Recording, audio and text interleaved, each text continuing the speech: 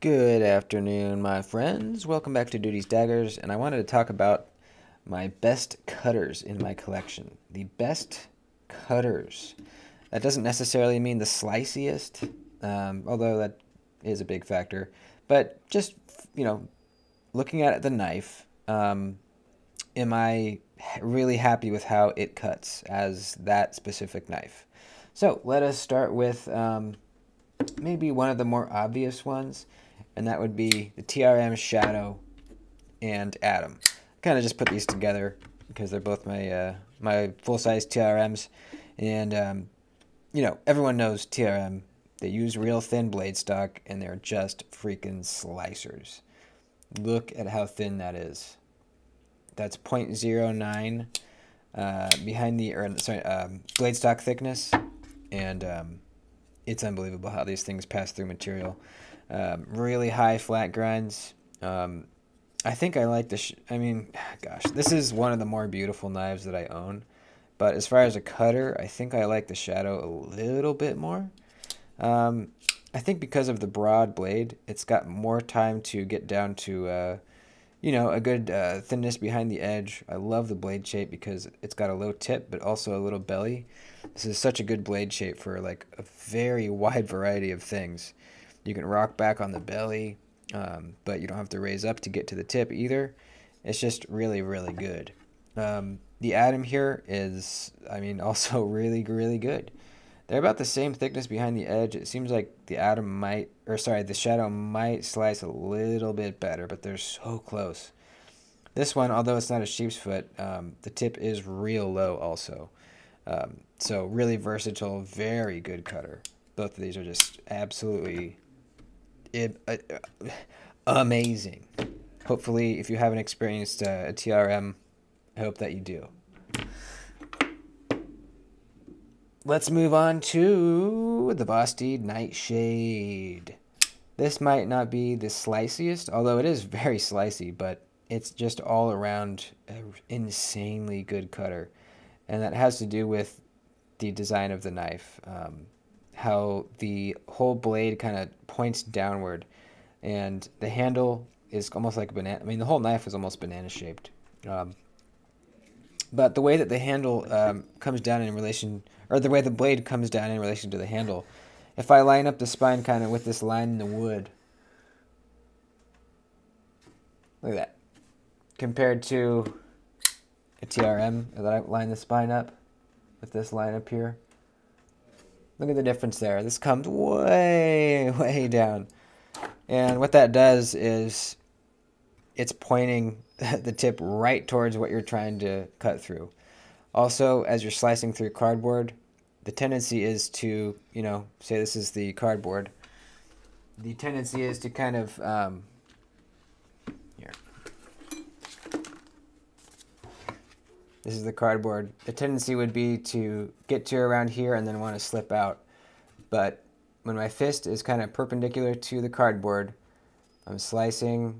It starts drifting this way, but then it's angled, it's angled back this way, so it kind of just pulls it back into this sweet spot right in here where you just keep slicing. It's great. This is the premium version with copper bolsters and L-Max, but all of the Nightshades are the same, just being very, very good cutters. The blade steel will be different, but as far as cutting performance, they're just extremely good. Really, really good. Next, let's talk about a budget knife. My favorite budget knife of all time, this would be the Cubit. This is extremely thin blade stock as well. Look at that. It's pretty much the same as the TRM. In fact, you know what? Let's find out for sure. TRM. Oh, I messed up earlier. It's 0.09. I can't remember what I said earlier. That's 0.09 as well. So, yep, same blade stock thickness, so it's going to slice. This one's, however, a full flat grind as opposed to a high flat. This is full flat, and this is just a slicing machine. It's unbelievable. Not to mention, it's just a fantastic knife overall. Similar blade shape to the Native 5, where it's just very, very useful you have belly, you got the low tip as well.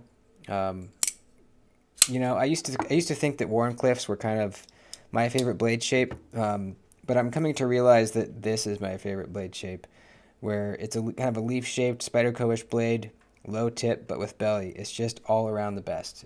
It's the best for the widest variety of things. If you haven't tried a Cubit, you really should get one and just cut with it. You'll be hooked, I promise you. Next, Spyderco. We just mentioned the Native 5, but it's got to be out here. Similar blade shape to the Cubit, as you can see. It's just an all-around fantastic one. But also, the Mannix 2 could be out here because it's a fantastic cutter as well. Very thin blade stock, thinner blade stock than the Shaman or the PM2, which are kind of similarly sized knives. This is slicier than both of them. Same blade shape where we have a little belly but a lower tip. The Mannix has a little bit less belly than the Native 5 actually. More curvature happening on the Native 5, which makes it a little more versatile, but the Mannix is a little better at utility cutting, I think. But as far as slicing, the blade stock is pretty much the same. On the Native 5, it kind of tapers down quicker to a finer point. On the Mannix, it kind of more slowly tapers out, as you can see right there. But both just absolutely fantastic. Fantastic cutters. I mean, all my Spydercos are good cutters, but these are kind of top of the pack for me as far as my knives go.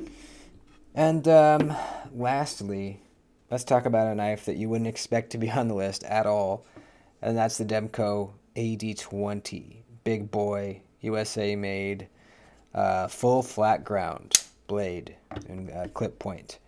They didn't always do full flat grinds on these, but they just started doing it, and I'm very glad that they did, because this thing slices very surprisingly well. If you watch the cut test video I did with this, it blew me away, man, because this is it's just a big, chunky, very heavy duty work knife. I mean, look at it compared to the Cubit here. It's very big. Next to the Native 5, it's big. And the blade stock is thick too. Look at that. Look how thick the blade stock is. I mean, you would not expect it to be slicey, but when you feel the blade, you feel the measurement behind the edge, you feel how quickly and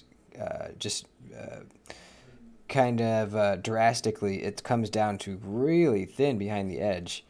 You can kind of start to see that it slices, and then you pass it through some cardboard and you really see, holy shit, this thing is like slicing like butter. It's surprising. Let's check behind the edge here just so I can prove to you guys how good it is. We are 14 thousandths behind the edge. That is really thin, especially for a big work knife. 14 thousandths, dude. What the hell? It's awesome, man. And it's 3V blade steel, so it's really tough. So having that thin measurement behind the edge is not a negative thing. It's not going to make this much more fragile at all, because 3V is quite tough. So that's what this was one that surprised me, and it's something that really makes me love carrying this, because it's just a great balance, you know? Having a great, big, tough, heavy-duty work knife that can also slice is really cool. So let's get them out one more time.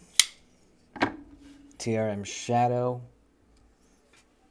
Vasti Nightshade, Spyderco Mannix 2, and the Cubit fitting right down there. That's it. Thanks for watching, guys. Let me know what your sliciest knife is in your collection. I would like to know.